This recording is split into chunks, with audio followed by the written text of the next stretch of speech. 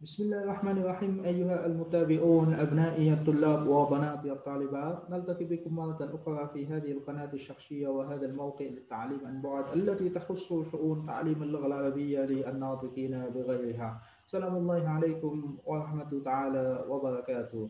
الحمد لله رب العالمين والصلاة والسلام على سيد المرسلين وعلى آله وصحبه ومن اهتدى بهديه إلى أن تقوم الساعة ويكون الدين كله لله رب العالمين وبعد. إنه لمما يسعدني أن أكون بين ظهرانيكم في هذا الموقع اليوم السعيد وفي هذا الموقع التعليمي عن بعد لنتناقش ونتحدث ونتبادل الآراء ونعالج الفقه عن موضوع كيف تصبح مترجما. Insya Allah pada pagi hari ini kita akan membahas bersama tentang topik bagaimana menjadi seorang penerjemah yang baik ya.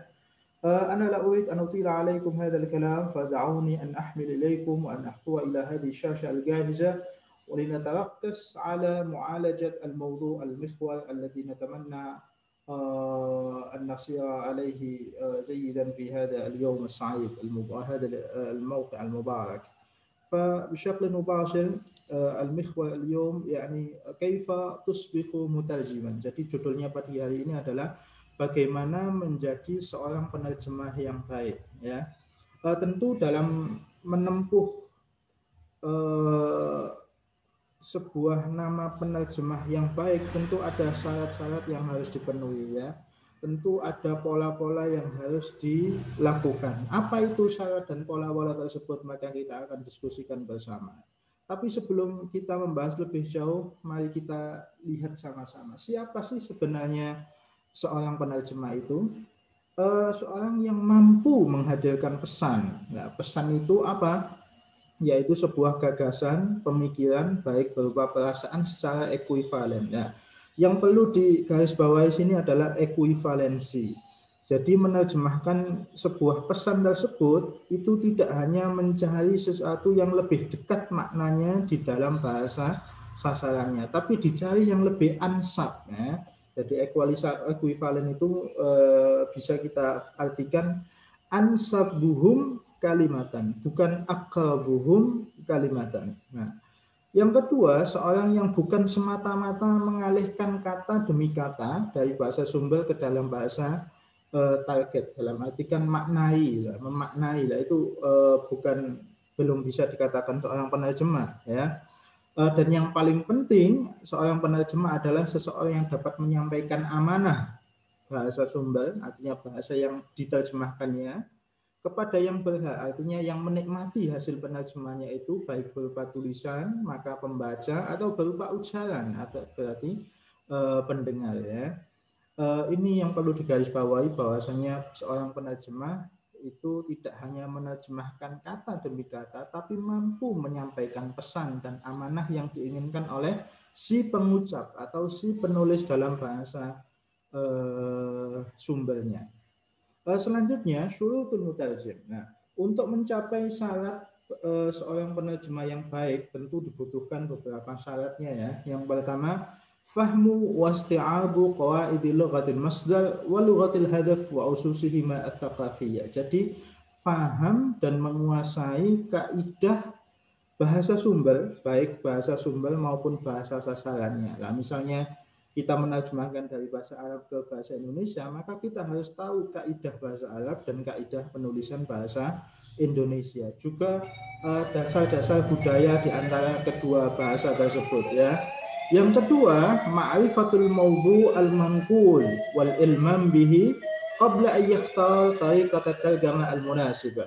Jadi dia harus tahu ya, yang diterjemahkannya itu topik tentang apa ya, dan harus menguasai topik itu sebelum dia menentukan dia menerjemahkannya pakai metode apa, pakai strategi apa ya. Lima ada karena lianna najid kalimatan wahida ta'ti bi ma'anin syatta. Kata tertentu itu jika kita hubungkan di topik ini itu maknanya bisa A, tapi jika di topik B mungkin maknanya bisa berubah yang dulunya A jadi B, jadi menyesuaikan, maka harus menguasai ya. Jika menerjemahkan tentang bidang kedokteran tentu harus menguasai istilah-istilah tentang kedokteran dan lain sebagainya. Salisan, yang ketiga adalah thaqafah ammah fi mayadin ilmiyah wa wasi'ah. Dia punya pengetahuan budaya yang luas, ya, baik tentang bahasa sumber maupun bahasa sasarannya. Selanjutnya, rabi'an ayyatajim bi lughati al-khassah akthar fa'aliyah wa ta'khiran hatta yakuna intajuhu daqiqan. Jadi diusahakan sebisa mungkin dia menerjemahkan dengan bahasanya sendiri, ya. Tidak memakai bahasa-bahasa yang instan seperti Google dan lain sebagainya. Karena dimungkinkan dengan bahasa sendiri itu nanti hasilnya bisa lebih dakik atau bisa lebih rinci dan bisa lebih detail dan lain sebagainya. Ya. Dan yang perlu diperhatikan dari keempat syarat tersebut adalah wala budda lil mutarjim ay ya'rifa lughatahu al-ula awwalan wa mawdu' takhassisihi thaniyan wa lughatul hadfi thalithan. Jadi yang pertama yang emang harus dikuasai adalah dia harus mengetahui bahasanya dia sendiri. Misalnya saya orang Indonesia, maka saya harus tahu bahasa Indonesia. Itu yang pertama. Wa mawdu' takhassisihi. Dan saya harus tahu topik apa yang akan saya terjemahkan. Saya faknya di bidang apa. Nah, gitu. Wa lughatul hadfi thalithan, dan bahasa sasarannya. Oh, salah ya. Yang pertama adalah dia harus menguasai bahasa sumbernya dulu.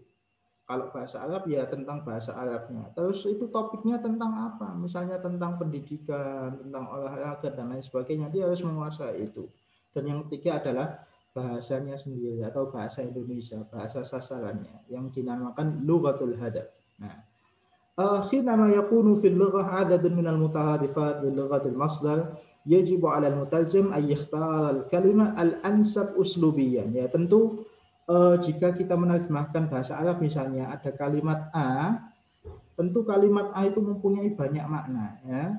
Yang kita pilih bukan yang akrab tarjamatan fil lughatil masdar, tapi yang kita pilih adalah yang al-ansab, yang lebih sesuai dan yang lebih tepat, bukan yang lebih dekat, ya. Itu perlu dicermati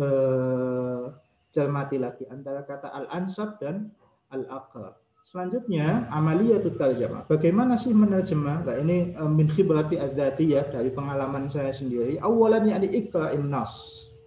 Baca teks tersebut. Hawil an tafham khulasatahu fahman jayyidan. Sampean pahami intine paragraf itu membicarakan tentang apa, ya. Ta'akkad min annaka adrakta ma'na an-nass bi suratin madbutah. Nah, sampean harus percaya dan harus yakin bahwa sampean itu paham tentang teks yang akan sampean terjemahkan tersebut, ya. Selanjutnya iqra'in nass limarah tsaniyah wa idza talata iqra' al-maratan tsalitsah wa rabi'ah. Nah, ini pengalaman saya. Jika kita membaca pada pertama kali, kita belum sempurna, ya, meskipun kita tahu maknanya. Harus kita baca yang kedua kalinya. Jika memang dibutuhkan, kalau perlu ulangi bacaan itu 3-4 kali dan selanjutnya. Nah, yang ketiga, tarjim al-faqah la al-alfaz abadan bitarjamah jumlatan aw faqratan wa faqratan. Jadi menurut saya kalau menerjemahkan itu jangan per kata, ya, atau per kalimat. Jadi langsung pokoknya ini, misalnya dalam satu paragraf ini pokoknya membicarakan tentang apa. Nah, itu berarti istilah yang ada di dalam situ tidak jauh dari pemikiran tersebut. Nah, kalau kita menerjemahkan kalimatan fa kalimatan au jumlatan wa jumlatan au faqratan ya nanti kita lama dan kita terlalu sulit untuk menangkap, karena tidak semua kosakata yang akan kita terjemahkan itu kita tahu maknanya. Jadi harus kita makna al-faqr, artinya pesan yang ingin disampaikan oleh bahasa sumbernya tersebut. Selanjutnya, ta'akkad anna ba'd al-alfaz alladhi yatadawaluha al-kitab qad taktasibu madlulatin jadidah. Sampean harus ingat bahwa sebagian kata dalam bahasa Arab itu yang ada dalam bahasa sumber tersebut itu membutuhkan pemaknaan baru, ya. Misalnya dalam bahasa A itu jika kita terjemahkan ke dalam bahasa sasarannya itu ada makna lama dan ada makna baru. Contohnya idza qal nahnu fil lugha al-indonesia masalan yakni email, ya. Dulu email di Arab itu makna yakni syabaka al-barid al-elektronik. Nah, tapi maknanya itu di Arab sekarang berkembang, tidak hanya barid elektronik, walakin naqul email. Nah, dan lain sebagainya. Qadiman yaqul nas atlaqa kalimata internet, dalam bahasa Arab itu namanya syabaka dauliyah. Tapi sekarang internet ya internet. Nah, ini kosakata yang maknanya selalu berubah, ya, membutuhkan pemaknaan yang baru. Selanjutnya, alaika ahyanan an tuwas al-ibarah al-asliyah wa ukhra an taqsilaha. Terkadang sampean harus tidak meluaskan atau memberikan peluasan makna terhadap teks aslinya, atau bahkan tidak usah dibaca semuanya, tapi harus memahami pesan yang ingin disampaikan oleh teks tersebut. Ya. Kenapa? Di bawahnya dilihat qad takunu anta mustalan bita'dil wa tahwil linnasil asli. Karena terkadang kita harus melakukan penambahan dan pengurangan ketika menerjemahkan bahasa sumber tersebut. Nah, untuk menghindari penambahan dan pengurangan tersebut, sampean harus hati-hati ketika melakukan tuwas tausiul ibar, artinya perluasan makna atau taqallus al-ibar atau pengurangan ibarat tersebut. Selanjutnya, taqta al-jumlah at-tawila al-mu'aqqada fi an-nas al-asli litakhulla mahallaha jumal qasira fi an-nas al-hadaf. Jadi kalau misalnya ada teks yang panjang, itu bagi saya sampean potong dulu ya, sekiranya jumlah ya. Misalnya satu paragraf itu kok nggak ada titiknya ya, sampean baca dulu ya, mana yang harus dikasih koma. Nah, setelah sampean berhasil menerjemahkan, utruk tarjamataka limuddat yaum au ayyam thumma iqra'ha limaratani. Kalau sudah menerjemahkan pada hari Sabtu misalnya, tinggalkan. Nanti besok hari Minggu dibaca lagi. Nah, pasti nanti sampean merasa ada kesalahan terhadap yang sampean tulis pada hari Sabtu. Ketika sudah menerjemahkan hari Minggu, tinggal dulu. Nanti kita baca pada hari Senin. Pasti sampean menemukan celah apa yang telah sampean terjemahkan pada hari Ahad tersebut. Ya. Akhiran dan yang terakhir, hawil daiman an takun tarjamatuka hiya lughatuka nafsak. Jadi diusahakan hasil terjemahan tersebut atau bahasa sasaran tersebut itu adalah produk asli sampean atau bahasanya sampean sendiri, tidak memakai Google dan lain sebagainya. Itu ya. Contohnya kita langsung saja, wal na'khud misalan ala dzalika al-jumlah al-arabiyyah taliyah. Minal mustahil hallu hadhil mushkilah. Minal mustahil hallu hadhil mushkilah. Dari kata-kata tersebut ya, najid huna at-tarjamat al-Indonesia al-mumkinah walaka an takhtara min bainiha ya. Tentu banyak model penerjemahan dari kata-kata minal mustahil hallu hadhil mushkilah tersebut ya. Yang pertama, sangatlah tidak mungkin menyelesaikan problem ini, yaitu terkesan harfiah ya, kata-kata ya. Problem ini mustahil diselesaikan. Nah, ini sudah merubah susunan yang ke depan ke belakang, yang ke belakang ke depan. Nah, mungkin ini dikatakan terjemah yang bebas ya. Penyelesaian masalah ini adalah mustahil. Kita tidak mungkin menyelesaikan problem ini, padahal tidak ada kita lah. Itu mungkin dibutuhkan penambahan atau perluasan sebagaimana yang dijelaskan sebelumnya ya. Atau masalah ini tidak mungkin terselesaikan. Nah, ini lebih luas, lebih bebas. Ya. Selanjutnya, mamnu'ut tadkhin. Kita sering menemukan kata-kata tulisan mamnu'ut tadkhin. Nah, bisa terjemah harfiahnya mamnu'un, tidak diperbolehkan at-tadkhin merokok. Jadi terlarang merokok itu ya, terkesan harfiah. Jika kita mencoba penerjemahan yang lebih luas, yang lebih bebas ya, perbuatan merokok itu dilarang. Meskipun di situ tidak ada kata perbuatannya, tapi boleh kita melakukan penambahan itu.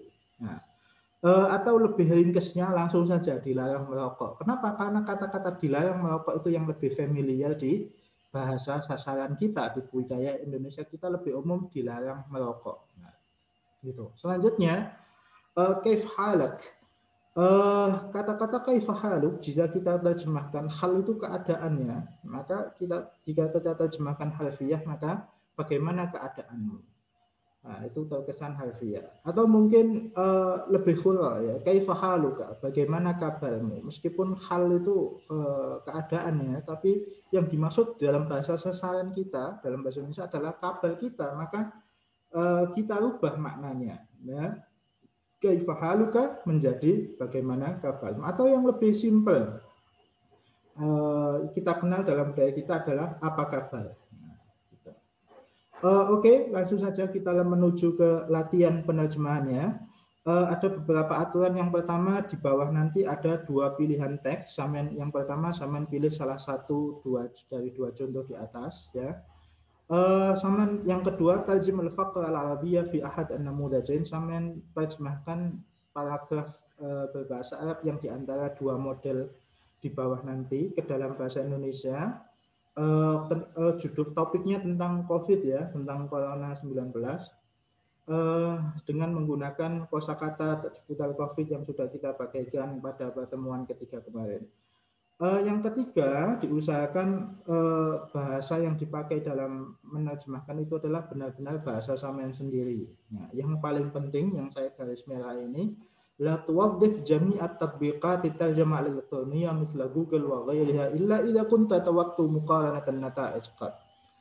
Jangan sekali-kali menggunakan Google Translate dan lain sebagainya atau aplikasi penerjemahan lainnya, ya, kecuali jika sampean hanya ingin membandingkan hasil terjemahan sampean dengan terjemahan Google. Nah, adapun teksnya sampean bisa pilih yang nomor 1 atau bisa pilih yang nomor 2. Nah, ashkurukum, saya kira cukup, ya. Naktafi huna. Ashkurukum ala husnil insat wal mutaba'ah. Ma'atiya bitamanniyati lil jami' bitaufiq wassadat wa tumtum lil lughah al arabiyyah manalan. Assalamualaikum warahmatullahi taala wabarakatuh.